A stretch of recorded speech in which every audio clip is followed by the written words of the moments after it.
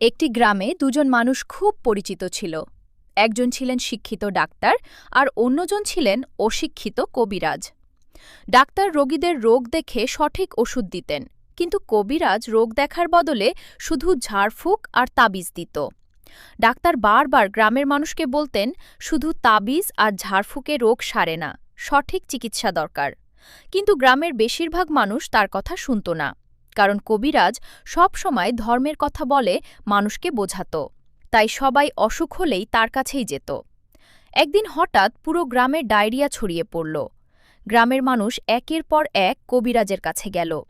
কবিরাজ সবাইকে তাবিজ দিল, ঝাড়ফুঁক করল, কিন্তু তাতে কারও রোগ ভালো হলো না, বরং অনেকেই আরও অসুস্থ হয়ে পড়ল।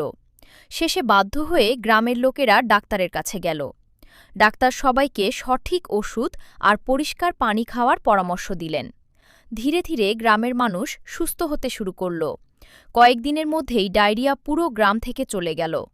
সেদিন গ্রামের মানুষ বুঝতে পারল, অন্ধবিশ্বাস নয়, জ্ঞান ও সঠিক চিকিৎসাই মানুষকে সত্যিকারে সুস্থ করে। শিক্ষা: অন্ধবিশ্বাস নয়, সত্য ও জ্ঞানকে অনুসরণ করা উচিত।